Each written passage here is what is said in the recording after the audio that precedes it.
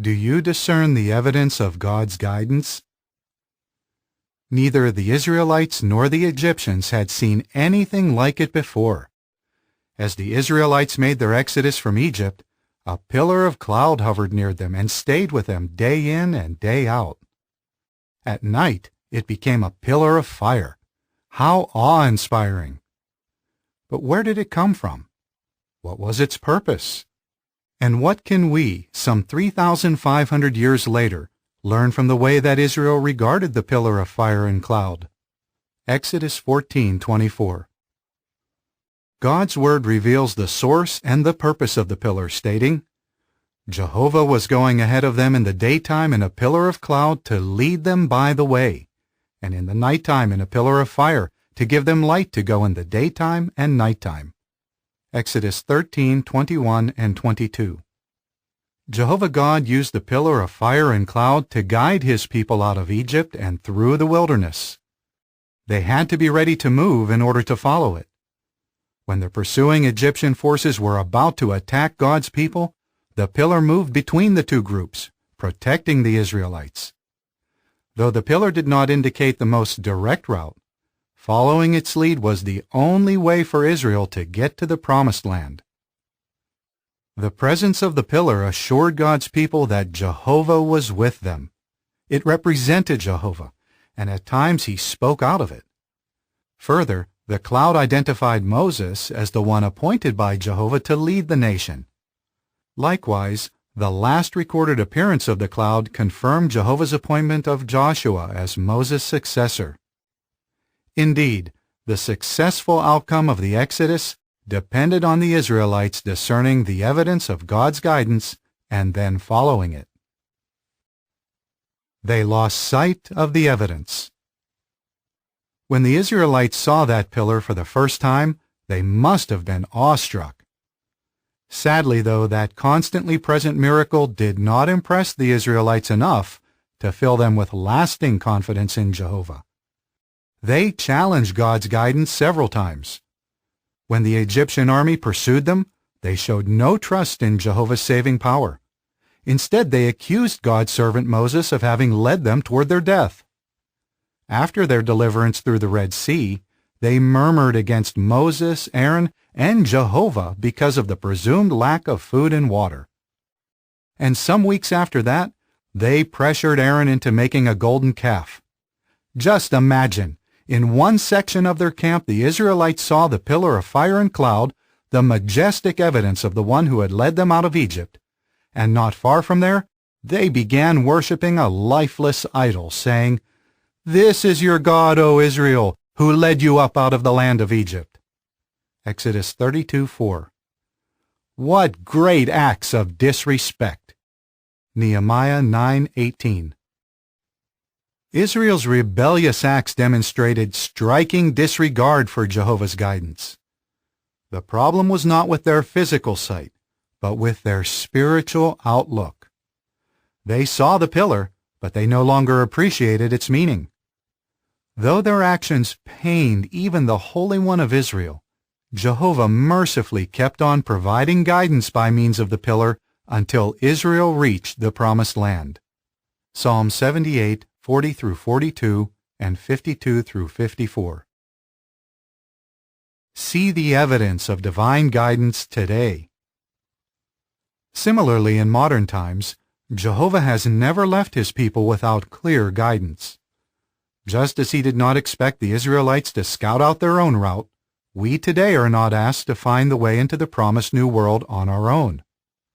Jesus Christ is the assigned leader of the congregation. He has delegated some authority to a faithful slave class made up of faithful Spirit-anointed Christians. That slave class, in turn, appoints overseers in the Christian congregation. How can we be sure of the identity of that faithful slave or steward class? Notice how Jesus Himself describes it. Who really is the faithful steward, the discreet one, whom his master will appoint over his body of attendants to keep giving them their measure of food supplies at the proper time? Happy is that slave if his master on arriving finds him doing so. Luke 12:42 and 43. Hence, the steward class is faithful, never betraying or abandoning Jehovah, Jesus, Bible truths, or God's people. Being discreet, the steward class shows good judgment in directing the all-important work of preaching the good news of the kingdom and making disciples of people of all the nations. Matthew 24:14 and 28:19 and 20. At the proper time, the steward class obediently distributes spiritual food that is wholesome and nourishing. Jehovah's approval is seen in how he blesses his people with increase, guidance in important decisions, better comprehension of Bible truths, safeguards against annihilation at the hands of their enemies, and peace of mind and heart. Respond to God's guidance. How can we show that we appreciate God's guidance? The Apostle Paul said, "Be obedient to those who are taking the lead among you, and be submissive." Hebrews 13:17.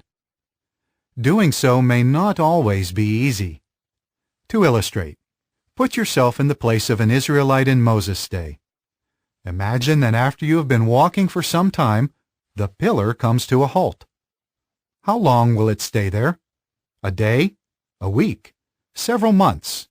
You wonder, is it worth unpacking all my possessions? First, you may unpack only the most necessary items. Yet after a few days, frustrated at searching through your belongings, you begin to unpack everything. But then, just when you have about finished unpacking, you see the pillar lifting, and you have to start packing again. That would not be so easy or convenient. Still, the Israelites had to pull away right afterward. Numbers 9:17 through 22. How then do we react when we receive divine direction? Do we try to apply it right afterward? Or do we continue doing things just as we have been accustomed to doing them? Are we familiar with up-to-date directions such as those regarding conducting home Bible studies, preaching to foreign-speaking people, regularly sharing in family worship, cooperating with hospital liaison committees, and conducting ourselves properly at conventions? We also show our appreciation for God's guidance by accepting counsel.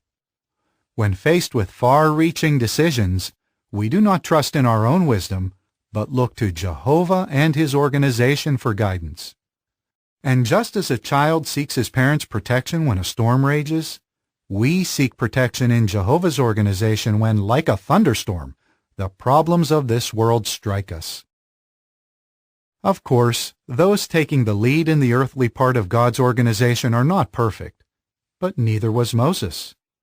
Even so, the pillar provided constant evidence of his divine appointment and of God's approval.